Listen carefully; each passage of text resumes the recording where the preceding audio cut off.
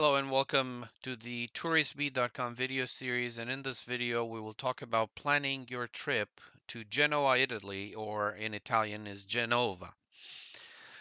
Genoa, it's a large port town with multiple cruise ships that come there, and there's also trips to Portofino.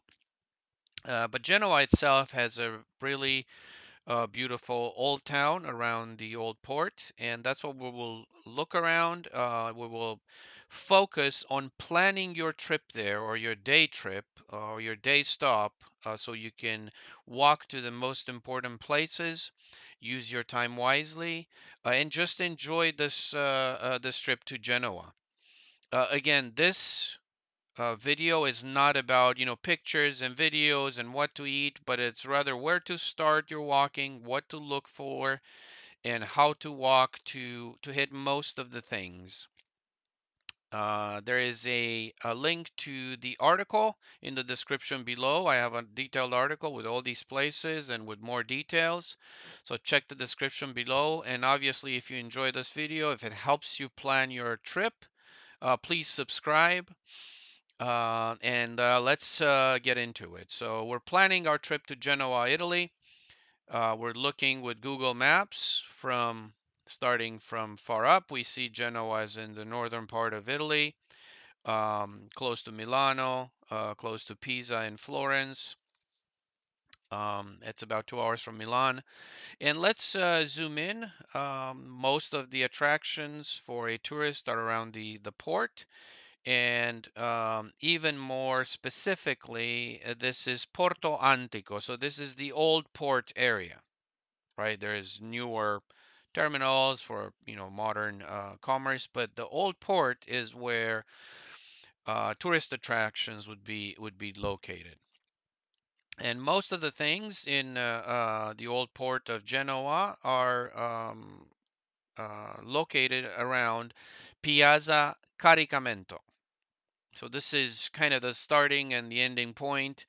If you have a rental car, you find parking area, and again, all these details are in my article in the description below, where to park your rental car near del Molo, and then we walk towards Piazza Caricamento. And in specifics, if you have more time, there is the aquarium of Genova, which is beautiful to visit, especially if you have smaller kids. And there is also a 1600 Spanish galleon, so really pretty boat, wooden boat, old. It's a replica, but you can actually visit it. So it's very interesting. There's parking here as well, so you could park over here. But what I found is that the parking for a rental car is a lot better here. It's covered, it's gated. Um, and once you're in this area, let's start. So to the south of Piazza Caricamento, and we're looking specifically for Via San Lorenzo.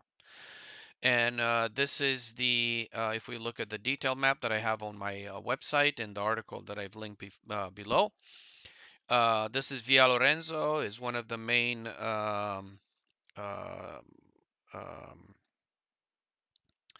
it's one of the main streets that would take us to most of the attractions. And we're going to walk up it, go towards Columbus's birthplace, Piazza dei Ferrari, and then go on via Garibaldi, and then come back to Piazza Caricamento. So let's take a look at Google Maps again. This is Via San Lorenzo. Again, this is Piazza Caricamento. And to the south of it, there's this old palace building. Um, and this is what you look for. It's a beautiful building, and it's to the south of it. This is Via San Lorenzo.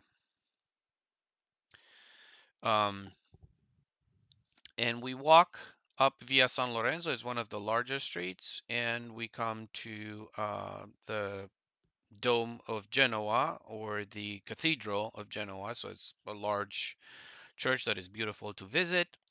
We go more on it, and we come to the Palazzo Ducale. It's the Doge's Palace in Genoa, with some museums inside. That all depends on how much time you have. And if we continue north on it, so Genoa starts at the port, which is it's pretty low, but then you kind of go up in the hills. So depending how far you go, the hills could be pretty steep. But right here, past Piazza de Ferrari, which is has a beautiful water fountain, we look also for the home of Christopher Columbus, or the ruins where, you know, they're saying that he might have been born here. So it's worth visiting, because you're already very close to it on Via Dante. But then we come back to Piazza dei Ferrari. It's a good resting place for lunch or for other things. And then we'll walk on this large street towards another smaller piazza right here. But we're looking for Via Garibaldi. And Via Garibaldi again has old buildings and palazzos, and it's beautiful to walk. And we keep walking on it until we go down the hill back towards the port, and then we turn here on the street via San Siro, because there is a large church again, Basilica di San Siro, and it's worth visiting as well.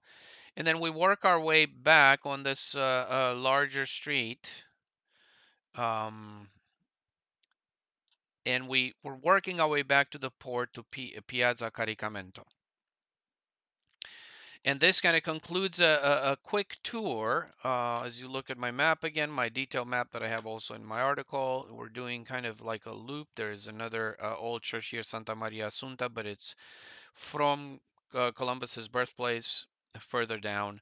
But this area has most of the things that you would want to see in Genoa. Genoa is a large city; it has a lot more other things to see. But this is a good walking tour that could take you between 2 and 4 hours, depending of how many museums, how many churches you see.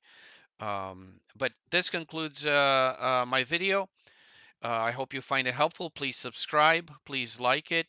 It really helps my channel, and I hope you enjoy your trip to Genoa and you learn how to travel smartly, so you use your time wisely and enjoy the trip.